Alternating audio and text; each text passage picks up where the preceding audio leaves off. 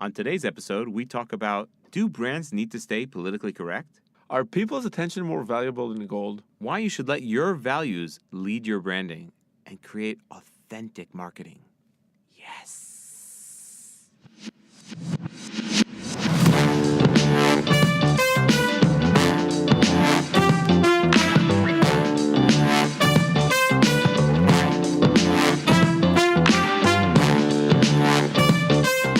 This is Jonathan Kahn and Roy Povarchik, and you're listening to Strike Gold. Strike gold! Episode 6.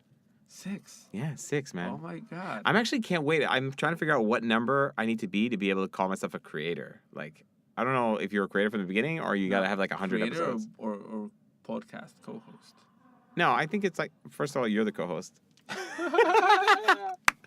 No, but honestly, you turn around and like all these people like, I'm a creator, and I never feel like, I do tons of stories and stuff. I don't feel like that's it. Like a creator. And Making money on it? No, it's like if you live in San Francisco, you're a creator. God damn it. Everywhere else, you're just doing shit. You're just doing shit. Fuck. I hate I hate that status of like being a creator. Everyone's a creator. Yeah, but I really want the status. So there you go. You have it. I knight you as you are now. Wait, Jonathan episode Kahn, 6? That's all I needed? Creator. God damn it, I could do 6 of anything. So first of all, Roy, I'd just like to point out that we're in this amazing spot as usual. It is. It wasn't usual in the first 2 episodes, but since then we're kind of getting, very, like I already go into their kitchen and I take whatever I want. It's very comfortable. So we're at Rise, which is a co-working space for FinTech startups. Basically, if you deal with money and you don't necessarily have tons of it, then this is your spot. If you're a bank, then no. But if you're a startup, then yay. This is how they sell it. No, I'm just kidding. Like, we're reading this off their press release right They now. literally gave us a script. No, no, but I think, by the way, we have a script.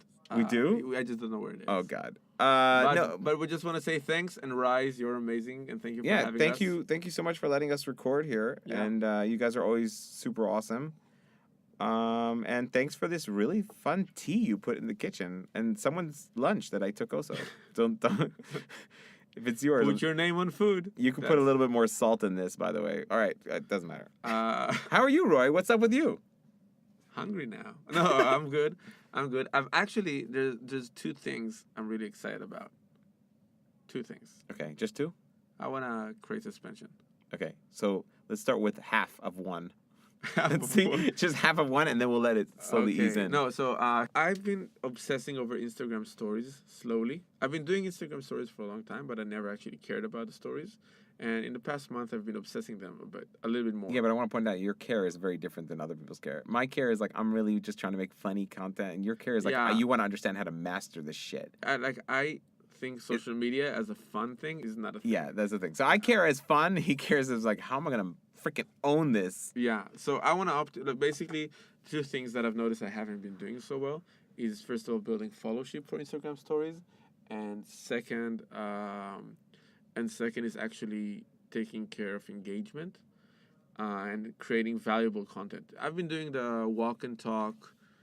This is what I'm doing now, all the stories thing. And it's kind of nice, but it's kind of gets saturated. You could improve your walk. I can improve my walk. I also take the bike everywhere now, so I'm not even walking. So that's gonna. I diminished half of my. That's why I have like a thing to hold my phone. Yeah. So I've been doing a few tests. So the first one we spoke about, I think, in the first or second episode. First experiment was the thing about the sound off, sound on. I got feedback from people saying, hey, nobody listens to stories with sound. So every time you do like a video of you talking, you're basically nobody cares. Yeah, no, which was insane to me, and I'm still because of that shit. Because after I tell stories. Right, but I gave 3 advice on how you can improve it. So the one was like put a pre-story kind of slide saying turn on your volume. We talked about doing a small GIF pointing out to volume up, or just adding subtitles or getting more text as narrating.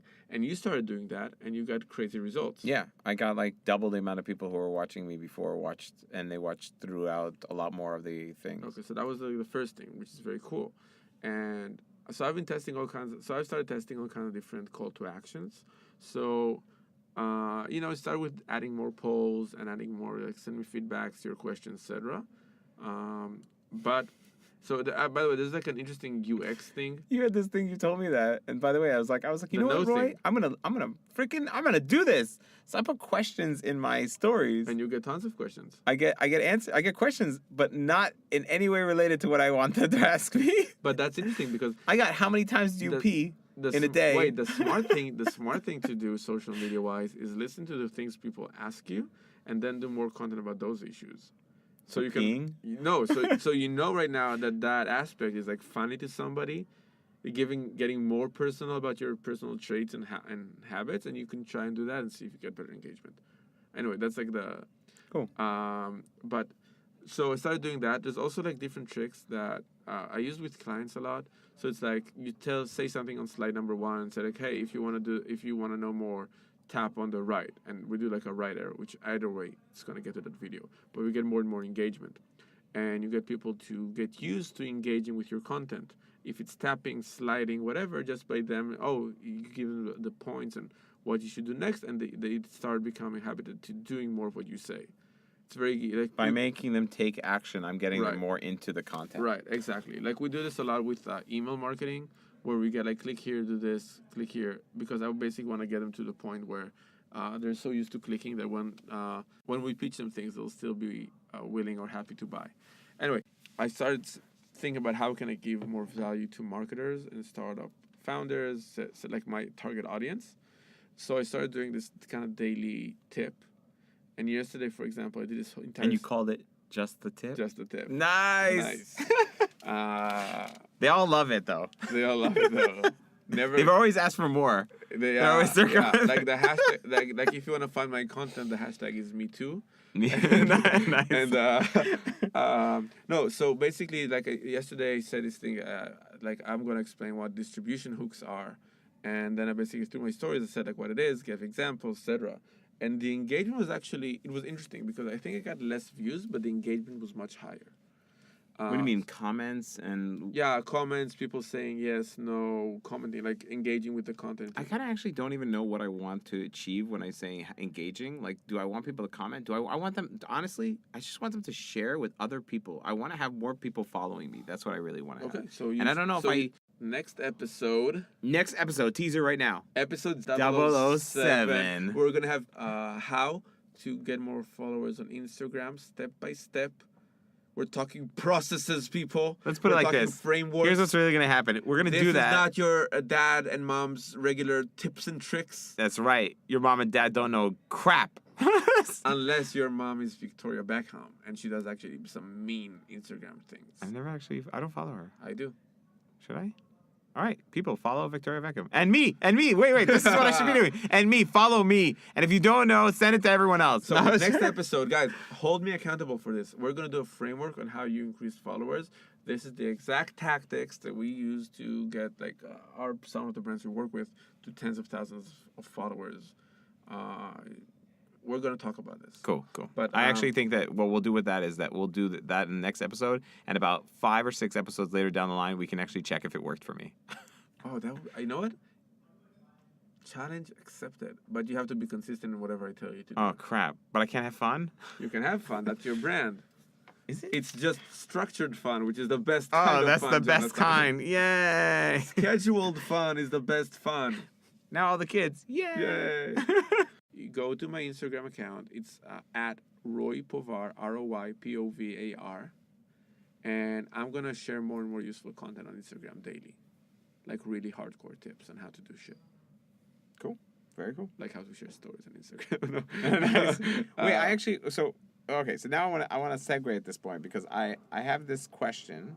It was a question by John Smith from the company of I Don't Have the Strength Right Now to Make Up a Name of a Company. And I heard about them. They're actually very profitable. They're fantastic. They were number one in product. They are just, masters at what they do.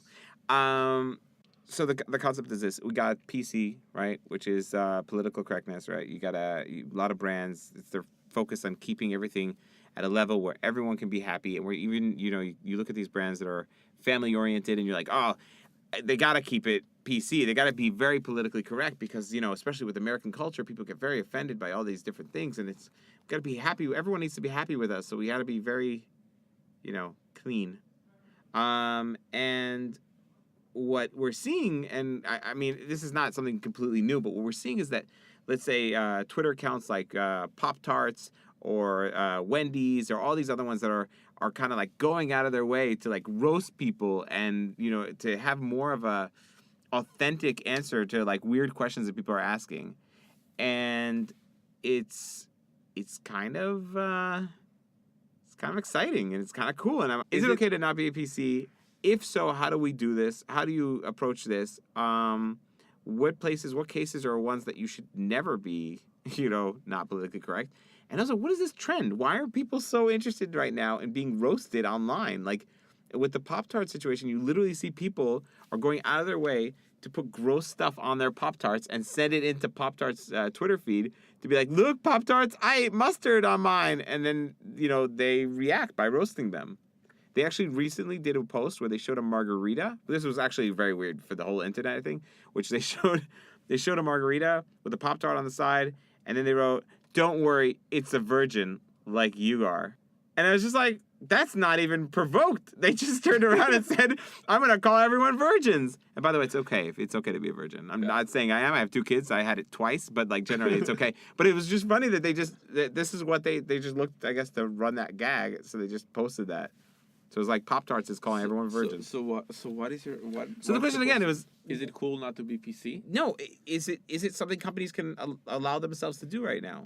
I think even for family oriented, Pop-Tarts are for families. It's not a thing. Yeah, Pop-Tarts more for like teenagers, kids on the run? So students? First of all, I guess the Twitter audience is older. Few things. So I guess their target audience in Twitter is older, so they can make that kind of jokes, because those are not adult jokes. Those are teenagers jokes. It's not a 30-year-old joke. It's I'm a 18-year-old, 17-year-old. That's funny to me. Okay. Calling somebody a virgin, I think it's funny. That's like a 16-year-old joke, right? Where they're all virgins, or well, I don't know. Yeah. So first of all, I think number one is target audience on Twitter might be teenagers, and it's still like family wholesome fun in a way, because you're just addressing the teenager in the family, like 17, 18-year-old, maybe 25-year-old person as well. Mm-hmm. Maybe they know that their audience is mostly men. Could be. Okay, so you're saying that you can allow yourself to do it, yeah, and if also, you're on the right like your target audience is at the right place for it. yeah, and But also like Wendy's, for example, it's, Wendy's is okay so yeah, as well. because you're saying Twitter kids are just not reading anymore. No, but Wendy's brand is about awkward sexual encounters in the parking lot. That's Wendy's brand. Yeah, but it wasn't like that. It was like that in every sitcom and TV and like. No, but I'm saying their marketing channels weren't like that, you know, a couple of years ago. Yeah, but so I think 2 things happened. First of all, you always have to be native to the platform, and Twitter is about being sarcastic and funny and. Like, have you ever seen the Chandler of social media? It is the Chandler of social media. Have you ever seen James Blunt's Twitter account? No. So he has like the worst music in the world. Basically, he's like one of the like. My kid knows that there's 3 things you walk away from: a stranger. Nickelback. No, like a stranger offering you candy. Okay. A party where they think Coldplay is legit music to play in. Okay. And James Blunt, the person. If she ever sees him, run away. No. Got it. Run in the other direction. Right. Like my daughter, by the way, she actually knows that if she listens, like if it's like a Coldplay song and she recognizes that song as Coldplay, she will walk away. It took me 3 years to teach her that, but I think it's for the greater good. I taught my kid to blow kisses to people. It took me 2 weeks. I was like, I just want you on command. I blink at you, and he blows a kiss to women and people around. It's amazing. It's the best pickup thing you could do with a kid. Again, by the way, you can find videos of that on the branded hashtag #MeToo. Anyway, so okay, so and so natively it's right on Twitter to be that edgy. So James Blunt, for example, is like you would say he's like a romantic, whatever cliche, everybody thinks they're in love kind of music. Yeah. But his Twitter is so nasty. He would like make jokes on people's moms all the time, and he would be like. That's awesome. His Twitter is one of the is one of the funniest things in the world. Well, not really. It's really funny though. Okay, cool. He has like a really, really funny, sarcastic. He insults everybody. You would never imagine that this person. No, I would not. Wants to be. Yeah, That's insane. I would just never imagine that that's what's going on. So Twitter. his Twitter account is actually really funny. So it's native to the platform to be cynical and to go at it. You know what I mean? So Okay. it makes sense. Like I don't imagine Pop-Tarts are doing the same thing on Instagram, for example. I'm guessing that if you go to their Instagram account, they're more family friendly. More. I'm super curious that I might Go do this. do it. I'm Checking it gonna right do now. Checking it right Checking it now. right now. Where the fuck did you pull the phone from? I hit it up my anus, but don't. It's fine. It's cool. I feel that now that this episode 6, we all feel so comfortable with each other. Yeah, I feel very comfortable. You're not seeing this because you're listening. It's like audio only, but Jonathan is not wearing any pants. That's how I podcast. Yeah. Ha! It is here. Wait, calm down. They put it. They put it on their Instagram. Show See? me. There it is, the margarita, and right underneath, calm down. It's a virgin, like you are. Interesting. I wonder if all their shit is the same. I'm wondering if they do as heavy stuff as the rest of them do on Twitter. Maybe their target audience for Pop-Tarts are students. Wait. What is They're it? funny. No, they're edgy. But No, they're I'm funny. telling you, people are sending them the weirdest No, shit. yeah, but it's not nasty. Let's just say it's not politically correct at the level that Americans are used which, to, you know? which drives me to the second point, which in 2011, 12, 13, 14, all the brands just want to be really okay with everybody. And they thought that just by posting content that is okay, everybody would love them. But as time goes by, as the same way you see it in every other channel, you have to be a more extreme version of yourself to actually resonate. Like it's all social media channels. You have to be the most extreme version of yourself to be different. And I think that that's what they're doing. And I think a lot of brands are now, it's like the same thing. You know what? I'm going to take this to a different cycle. Or a lot of brands are taking part in the everything that has to do about immigrants in the U.S., everything that is about gay rights, everything. Feminism. Feminism. I was just waiting for you to say, No. because you saw the Carl's Jr. switch that they did? It was like, I think a year ago at this point. No. Carl's Jr. has they're very well known for having very provocative ads with women like smearing hamburgers all over their bodies as they're washing a car or something weird stuff like that, right?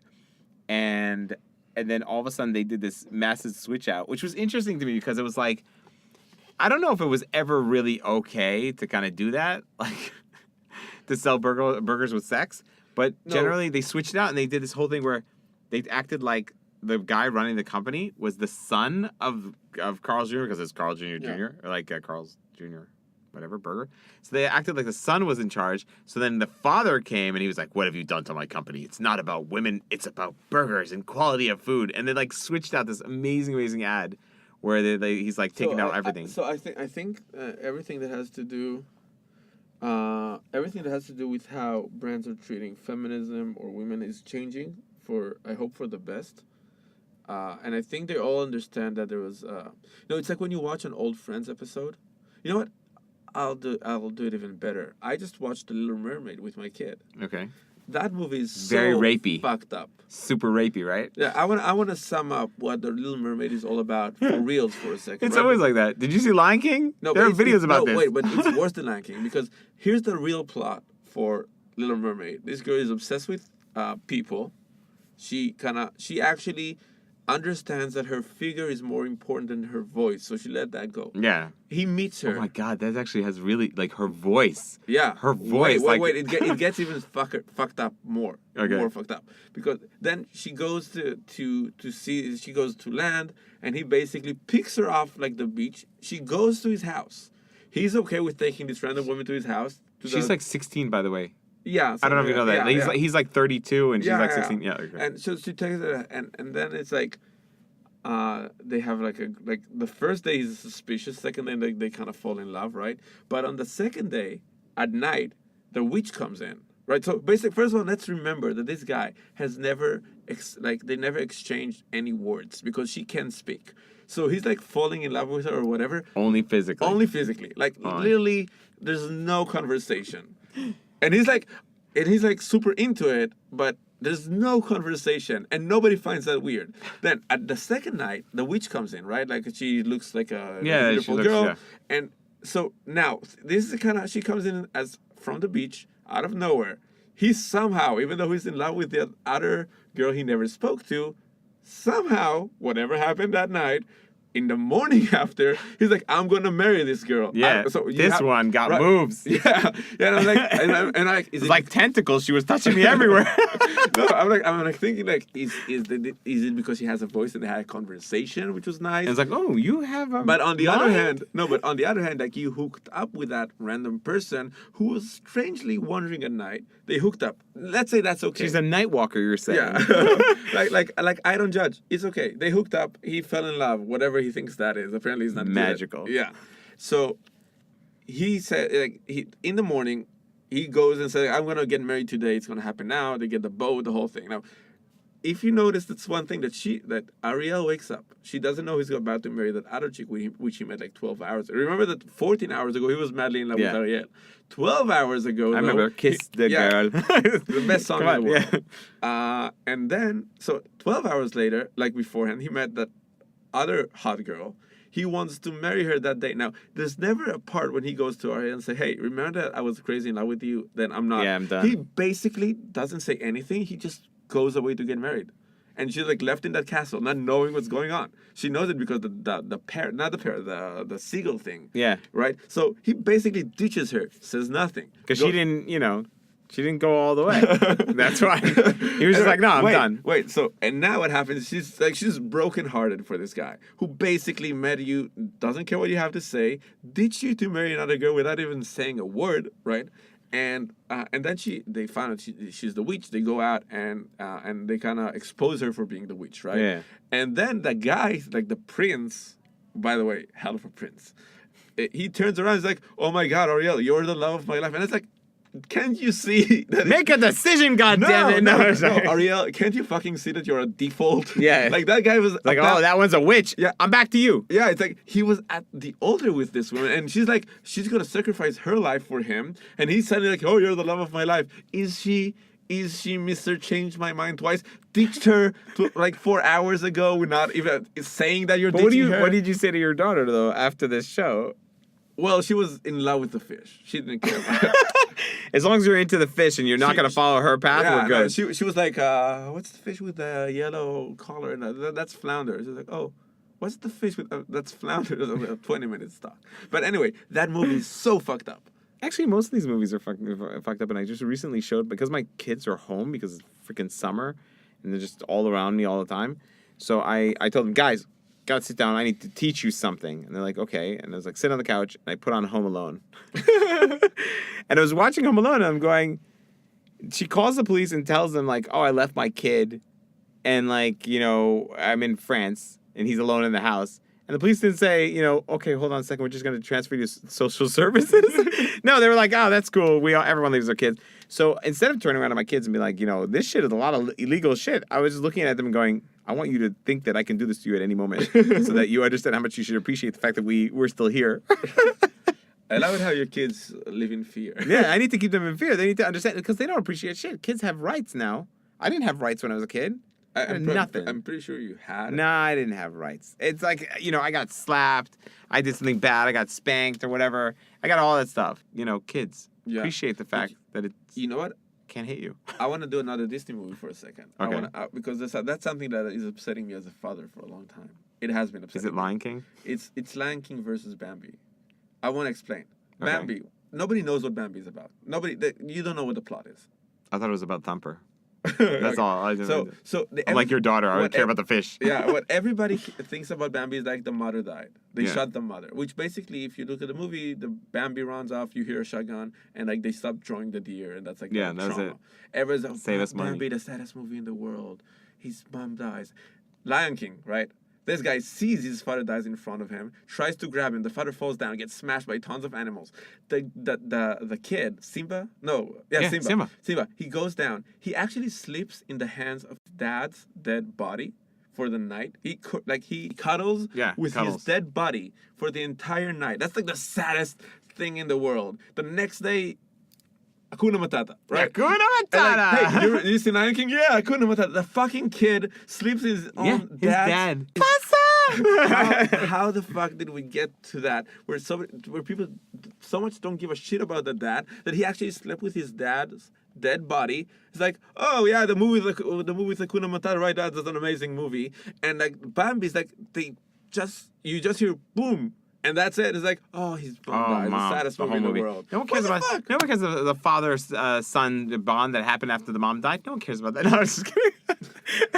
That's funny. Like turn around and but it's like, you know what? the mom It'd be dies in really this funny one, to write the the summary of saddest the movie in the movie on world. the back of like a VHS tape, like and send it back in the past, and be like, this movie's about a father and son bond after mom was shot. So anyway, I was really pissed at that in Lion King because like the dad died. It's like one of the saddest scenes in the world. Yeah. Nobody cares. Hakuna Matata, right? Hakuna Matata. And that's like, they stop drawing the deer. Everybody's like super sad forever. Fuck that. Yeah. Hear me, Disney? You're not gonna make it. You're not gonna make Don't it. mess with Disney. They have everything now. Oh yeah. Keep doing those Marvel movies. Yeah. Those are solid. Nice. Yeah. Anyway, so You're not doing so well with the Star Wars stuff. Gotta stop. The Han Solo thing, I didn't even go see it. Han Solo is kind of Simba. The Han Solo was how they described the guy who was in the theater. He was one-handed solo guy just sitting there. I think Han Solo is like the Simba to the Mufasa, which is Star Wars, which is like a dead corpse, and everyone trying to hug it underneath it. Yeah. Anyway, so going back to the original question, I think these days you get more credits for being the most extreme version of yourself, and it goes on social media. Like you're not gonna be noticed just by being okay. That's what I wanted you to say. You're not gonna be noticed. I kind of wanted you to get to this point where you turn around and say the fact that people are so into authentic to real. Right. And PC is not authentic in any way. Now, and it's. You hear that, Grandma? You hear that? Just wanted to make sure that's clear. I don't know. I think old people are the less PC people. No, my grandma is the most politically correct person in the planet. Old people are like the most racist. She like hates me, but she can't say it because it's not politically correct. Anyway, so I think people want authenticity. And they want to have like a character. You have to have like a real character of who you are. And you cannot do this by being in the middle. You have to take one angle and be extreme. Yeah, but that's the thing. That's what's interesting. So I wanted to talk to you about this thing where I have a friend. I just wanted to say one more thing. Okay, because there's an interesting case study. Spotify versus Netflix. So Spotify did this entire campaign about their data. Like the guy who they had this huge billboard saying the guy who listened to Sorry 145,000 times, whatever, on Valentine's, what did you do? Nice. And then Netflix did something similar. They tried to do something similar in Twitter, where they kind of called out on people who watched like a Christmas movie, and everybody was freaked out by it because like, hey, Netflix, that's not cool. You're like calling out on people. So there's a fine line between like being extreme. That's really interesting. No, because the Spotify one was. I'm sure they asked for permission, but like no, but it was anonymous because they don't say the name. It's like, hey, the guy who. That's actually the title. Oh, okay. They don't, and Netflix were mentioning people. So there's like a thin line between creepiness and like even the Pop-Tarts thing. It's very general. Yeah. Like if they would have. No, they do go after people who are trolling them. So when you reply, it's one thing. But if, for example, they do the Virgin post and just start tagging people, that would even fly. You know what I mean? Yeah, I get that. And it's fun because you have a brand and first of all, I think the most interesting thing is that people feel like that brand is very responsive, and that's fun for them. I also think, by the way, the tagging thing you said, that would actually be hilarious. I think people would have been... No, not saying that. I'd choose like a celebrity that they were all picking on, and that it would only further his brand in some way, and just like tag him. Like Michael Cera thing.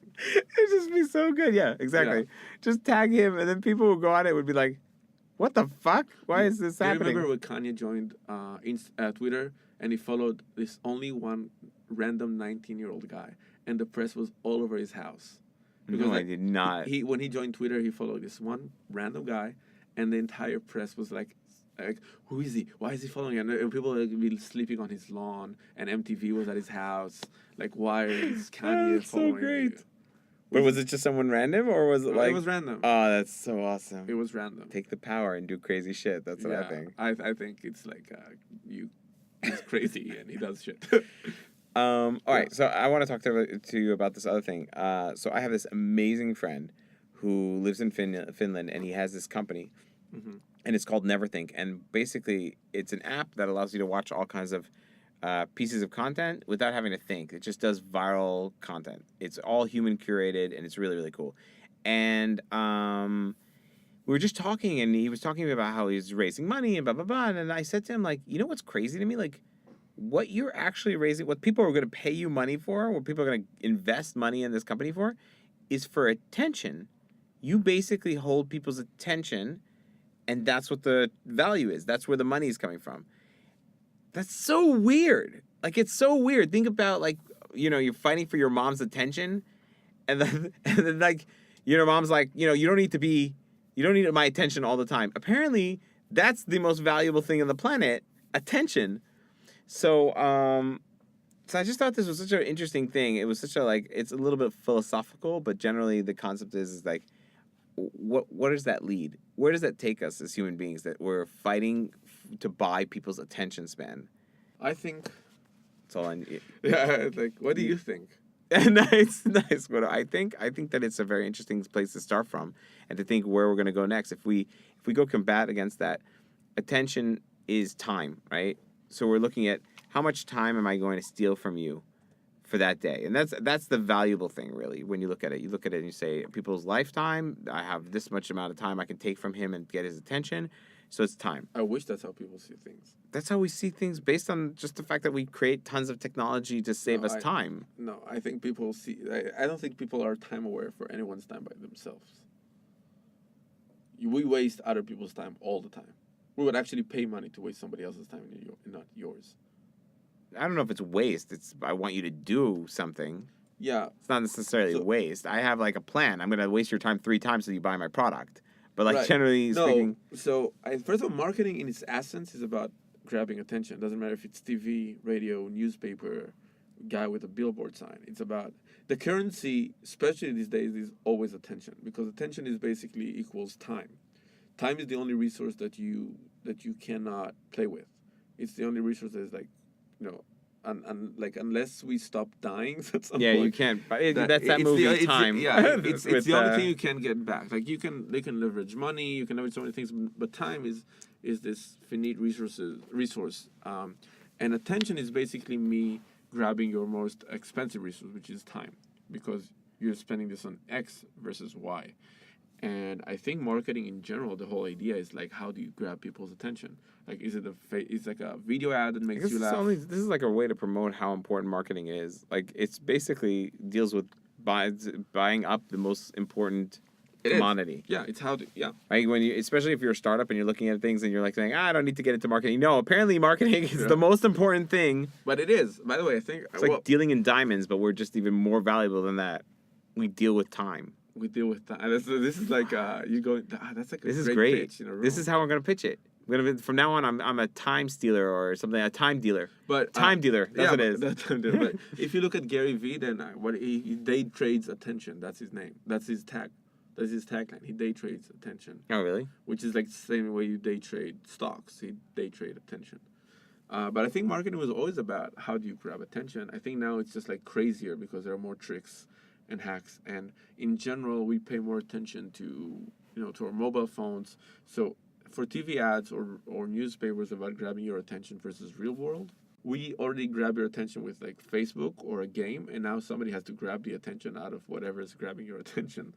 So yeah, it's really like a crazy thing to just think about it for a second, because what marketing does is we kind of try to cut off pieces of that and give it to other companies. Like what I do is I go up and I come with campaigns to get people's attention, whether it's entertaining or making them feel something. And I don't feel so negative about it. I feel like we are just searching for something to spend our time on.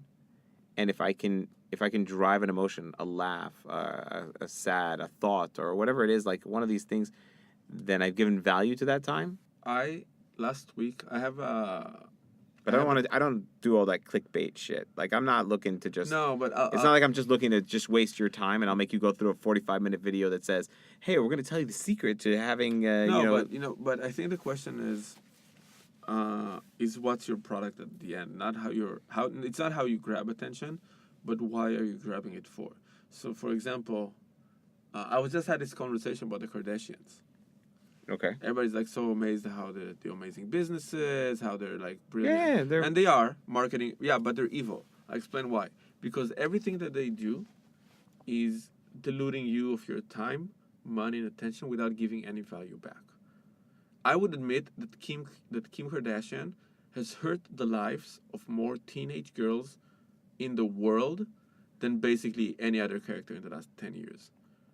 That's what I actually Even think. Ariel? Well, Ariel was kind of... Ariel's giving the wrong idea to a Yeah. lot of people. Yeah. No, but I get what you're saying.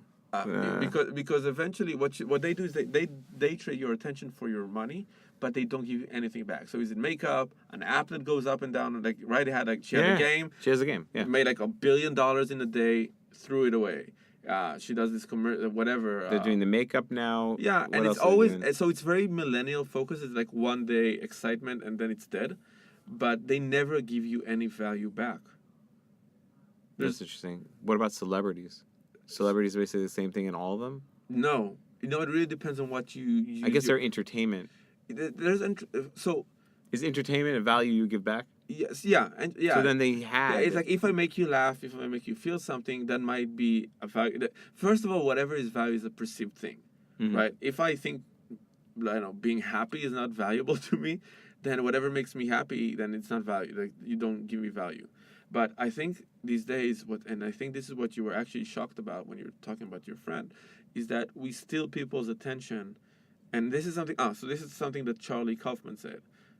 He was the screenwriter for Adaptation and a bunch of other amazing movies.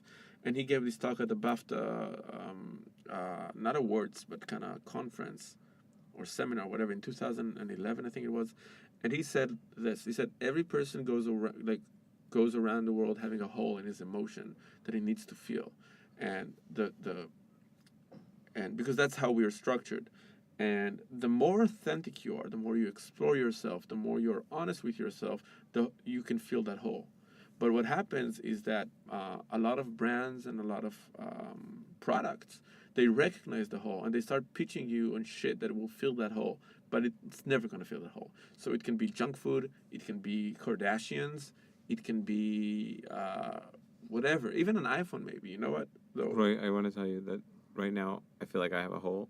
And I really want to fill it with junk food. I know it sounds weird, but I'm so hungry right now. I didn't know where the joke is. I didn't know either, but I have a lot of holes. No, but they all gotta be filled with junk food. No, but basically what he says, like, no, the authentic thing, and so he says like that the industry, TV shows, celebrities, junk food, product, they're all doing their best to make you believe that you can fill that emotional hole with their junk. And what it does is that you do it, it doesn't work, and you spend more and more and more and more on it. And the game is day trading attention. What's important is that once you get somebody attention, you give value. That's how I see it, right? Like the Kardashians are making tons of money, so they obviously are up to something. Yeah. But eventually, it's like I think it's a legacy kind of thing. And that's interesting. I'm wondering what kind of marketing thing I can do that gives authentic value. I think it's the product that you work with.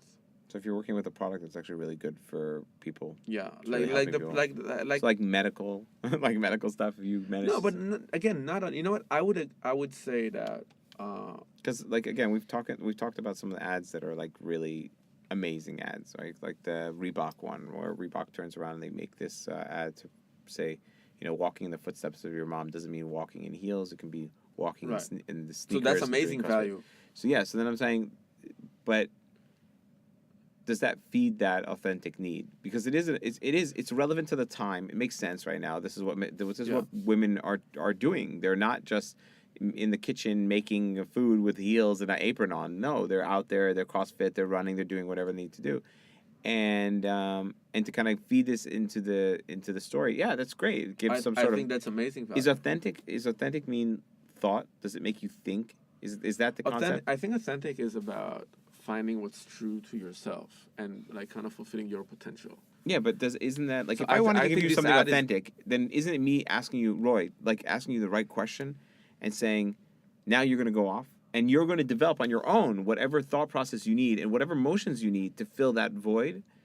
Or so for example, I think that what you're saying is what's authentic? What does it really mean? Because people keep telling me, "Oh, Jonathan, you know what we really like about you?" I'm like, "What?" On my stories and stuff, they're like, You're authentic. You're real. Yeah, but it's And just it just means that I am ignoring everyone else around me. It just means that your actions align with what you feel inside, or your actions align with your thoughts. So how do you do that with a brand? So a brand is not a person. it's not true, because a brand has a DNA and you have values, and I think that's the interesting thing. We spoke about this, I think. Yeah, but you've seen brands flip. Yeah, what, their values? They flip like So you turn around and you have one brand that's doing pushing, let's say, but you see people flip as well. I think eventually, this is why Nike is number 1 and Reebok is number 2 or 3. Three. Yeah, I three. say solid 3. Okay. I say solid 3 because Nike's number 1, Adidas number 2. Right. So Nike, it was always all about Actually, values. Reebok is owned, I think, by Adidas. I'm not really sure. There's something there. Nike is number 1 because it was always so strong about values. It was always about personal growth. It was always about pushing yourself to the limits. The best mission statement I've ever read in Right. my life. It's so clever. It's to say, we create shoes for athletes. I'm not like directly quoting this, but it's like we create shoes for athletes, and then like there's a little asterisk there, and it says every person is an athlete, and it's like everyone can be an athlete, and it was like, okay, so they kind of like covered all the ground. So now, But not really. What could be an athlete? No, yeah. Why they have people? Yeah, like, no. I'll tell you why it doesn't. I'll tell you what's the importance of the wording there. I'll get to find a real one. No, actually. okay. If they wouldn't have that asterisk, what would you say an athlete is? I would say it's someone who's being paid professionally for doing sports or being athletic. Would you start with getting paid for? I would, because maybe I was raised badly.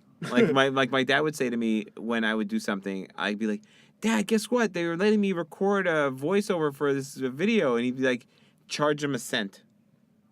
And he'd be like, "What?" He's like, "Charge $1." I'm like, I that's a weird thing. I'm really just He's happy to be smart. able to do it. And he No, goes, actually, he's right. because once you do that and you charge $1, you've worked as a recording thing. You Yeah. can say that you've actually done that. If you did it, That's not actually enough. a good. That's actually a good. I don't know. story. Maybe that is bullshit to turn No, around that's and say. actually a good story. Or no, maybe the story's good, but I don't know if it works with the athlete thing. No, so If you're an athlete and you get paid for it, then when you think about the it's like a world, job. think about the world of values around athletes. So you think this is a person who's committed to doing something. He put in a lot of work. He cares about, or she cares about, their physical state. They're winners. They want to win at something, right? Competitive. They're Okay. competitives.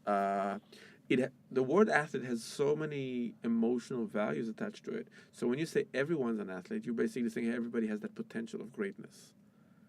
This is what it has. Yeah, okay. Right? And then Nike is about empowering you. I The get best it. example No, I is get that it. I'm with Nike you. were never about making the best shoes. They were making the shoes that will make you better at what you do. I can help, like my shoes are amazing, but the most important thing is that they're gonna help you run better. It was always about. So I think they actually changed from the just do it, and then that like was a '90s thing, and then their entire focus now is like very personal. It's about you and about empowerment, and those are values that if you have them as a brand, you give value back to the world. The Reebok commercial you said, by the way, I think gives a crazy amount of value. So, but it was fantastic. But You know what I had high hopes for, and it kind of crushed and burned. Two things actually. One was there was this Always, I think it was Always, that did the Run Like a Girl campaign. Yeah. Which was amazing. I think it was Yeah. one of the best ones. But as a brand they never carried it. I mean, they didn't continue with the ongoing they went story. back. They went back to like when you are. Which is weird because, to be honest, it only grew and grew and grew. Yeah, I think Like now you're not even allowed to say what is it, human now? You can't say because it's not. I think it's still a campaign that runs with Procter and Gamble, I think, and they do it like every year with different partners. But they never owned it as a brand enough to say instead. It's funny for me to actually talk about this because obviously I'm not their target audience. No, I don't care. I watched it. I loved it too. It's on my. I have like a Pinterest. I think that once. Okay, I'm risking will we edit this later or not? But I think womanhood is a very powerful thing. It has tons of crazy, amazing values. It has tons of amazing abilities and power. It's something that's really, really strong and great. And the way marketers have been treating women and womanhood belittling them. So even if you think about everything about how do you say this? Like Tampax always. No, I'm talking about the Tampon commercials? yeah, tampons commercials. So they always treat you as if like they always talk about the woman as like oh, you're in such a horrible miss situation. Yeah, she's like right walking now. into a meeting and then Right. oh, Yeah, like oh, the worst thing in the world. Instead of going on the beach in the white Yeah. bikini, that's Yeah, not gonna work. Instead of saying of like I think that's one of the most let's say unique things to women versus men in terms of like the body changes, etc., etc., etc. And instead of owning that as womanhood, as power, they're always apologetic It's about like this is your shame. right, and then always came and they were like, wait, we are the most synonymous thing with womanhood possible, and the transition from girl to teenager to woman. And we're not gonna be you have this uncomfortable thing you have to live with. We're gonna say you are amazing for having that trait because this is part of who you are as a person. This is actually interesting because this also connects very much like to taking marketing and making movements. Yeah, right? but So you're saying what now this if is they would have values. made it into a movement, into like a campaign and after campaign after campaign of just saying I own won't- it. No, it's ours. So, it's like so you these days you have to go deeper than a campaign. You have to go into how your brands behave. What would you do next? What would be not your marketing thing, but will they actually, I don't know, invest money in education and empowerment of teenage girls? That would have been amazing if they would actually did like a real do you thing. think, about yeah, it. but I'm thinking for a second at the level of like what Dove did, right? I don't think if they invested in anything like that. I'm just thinking they did campaign after campaign after campaign and videos and stuff, content about how you're beautiful no matter. Yeah, but you're beautiful plays in the same narrative. Women have to be beautiful. No, they were saying you don't have to, you are you. You're beautiful. Again, I'm not saying that it's Yeah. negative or positive. I'm just saying that's what they kind of went with. And that's how you had this whole feeling that Dove was this thing about, cleaning off the makeup, cleaning off the stuff, and just being you and you're beautiful the way you are. Yeah, but I think that for Dove, the power move would have been to say like that do the same thing for men. Because that niche is owned by marketing to women in general. I think the same people, by the way, who do that is the ones who do the Axe commercials for men. If I remember correctly. So they have like two different movements that they went after. No, so you know like, that's even more annoying. Because women was like, oh, you have to be pretty. You are always beautiful. Men was like, this is how you get chicks. Yeah, if you spray this, everyone will follow you. So that's a company with shitty values. Though I think they're Viner Media Client. I'm not sure. Oh really? Yeah, but no, I think they're great. I think it's great. I had lots of fun with it back in the time, like when they were starting with all this stuff. Now it's a little like overplayed, but like it's overplayed and it's just not suiting of the time anymore. Yeah. But for example, we have a mutual friend, Jonathan Karen, and when he was doing he has a beard oil company he started. Yeah. And I was there from like the beginning. I actually have a bottle of like some of this oil for your beard from when he was testing, and he was like, "Here, take this." Yeah, I might have gone wrong by now. Yeah, I don't put it in my face. I put it on. I turn like different color. Anyways, but he was talking to me, and when he was talking to me, there was like this underground, discussion about how men don't really feel comfortable buying soaps. Like there's this concept of that you need to be metrosexual to feel comfortable to go and buy your own smells, your own soaps, your own scents, and stuff like that. And it's a very feminine thing. And there's even like a whole bunch of research that says like, men usually just use their wives' soap and because they're just too ashamed to go get their own thing. And I actually suggested to him, and this was a while ago, this was like I think a year ago. I think I said to him, dude, you need to make this a movement. This needs to be a push forward kind of thing where you're like, this is not something people should be feeling awkward about. But I think they're doing it slowly. I know they moved to New York. I know that they're doing stuff. I don't know if they're doing solid campaigns like that. It's not to say that I don't think he's doing great stuff. He's doing amazing stuff. I like to be bold and push. That's I think what they're doing really well is that they're doing a lot. If you see their commercials or video ads, they don't treat the men in the commercials as you're butch, you're an amazing man, you're a lumberjack, whatever. They actually do beauty commercials for men. Yeah, I noticed that. But they're not treating the men as feminine. And the men in the advertising don't look feminine. It's not like a metrosexual thing at all, but they just treat it the same, which I think that's the powerful thing. Because it's not like saying for men to feel... This is kind of crazy, though. This is like the thing where you say... It's like what you said about... I can't remember what it was exactly, but you have this thing where you turn around and you say, if you turn around and say, women, don't be ashamed of your thing, you're saying women don't be ashamed, which means that preemptively they were ashamed and now they shouldn't be ashamed. They were marketed to be a shame. Yeah, they were marketed to be a shame, but and so like even in this scenario, he's doing stuff by making subtle little choices, right? I want a movement. A movement is throw a fucking chair through the window and get people to understand we gotta move forward. I think that if he would have done very straightforward, put some lotion, whatever. No, it wasn't that. It was like it was to turn around and be the opposite. It was to turn around and say like, this is not something I need to feel weird about. Yeah, but so you're saying I have to do it contrast-wise to show it? The subtlety is how you change the behavior versus do a gimmick.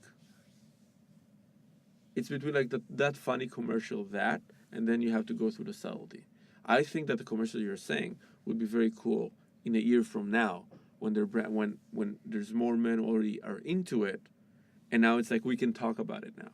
You don't start with the we can talk about it now. You start with like getting people to do things, and then you have this person has to come in and raise their voice and say like, this is okay, we're all doing it, it's fine.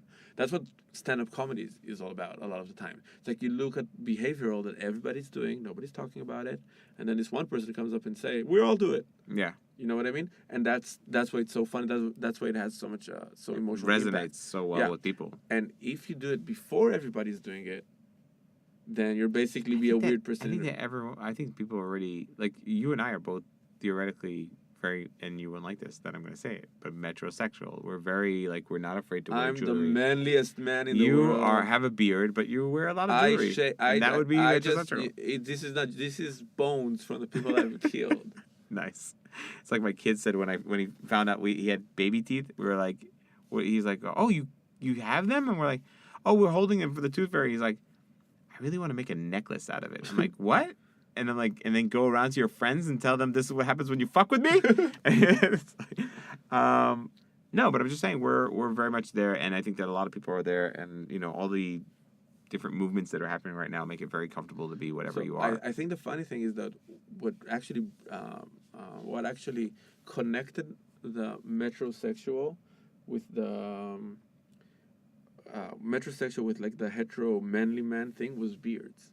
And beards have become, because like it's so manly, but it has become something you groom, and that was like the loophole for men to go into the grooming world, because you would not do anything with your hair. I need to buy conditioner, and they're like, oh my god, but it's for my beard. Oh, then I get it. So that's a massive beard you have there, and that's the conversation. I use conditioner. Right, but the actual it's like I think that's really funny that this manly icon that's kind of been like the fisherman, the guy who cuts down the tree, has now become the loophole, because that's what millennials do to things. We just loophole everything. We just we do something to everything, that's for sure. Anyway, yes. So this has been a long podcast. This has been a long episode. No, it will be fine. Everything. This is a great size. It's not at the size that matters. It's the impact. We didn't say that this podcast is about marketing advice. They don't know what they've been listening to so far. They know. It's the 6th episode. They know. Did you go back and listen to the first 5? For sure they did. Of course they did. I see the analytics. They're hardcore fans. They love us. No, you wouldn't just skip to the 6th episode. Yeah, you wouldn't do that. Yeah. What kind of person would? Yeah, you're not that kind of person. So, listen, like, share, subscribe, tell a friend, grab a stranger, make them listen. Give a headphone to someone on the bus. It's but ask for permission first. No, just shove it in their ear. That's so much more interesting. This was sponsored by Harvey Weinstein. Yeah, please, because we love doing this, and we're getting a lot of great comments and stuff from you guys. Yeah, we love you guys. You give us the best comments and feedback. Thanks you're giving us love, man. Yeah. And you fuel us getting up and doing this. Share the love. Just give us. I need this. Give us some shares, loves, comments. Again, everything is blessed. I want to say one thing. Yes. Because I always have to add the last thing, apparently. Okay. The kind of guy. Okay. So I actually was DMing.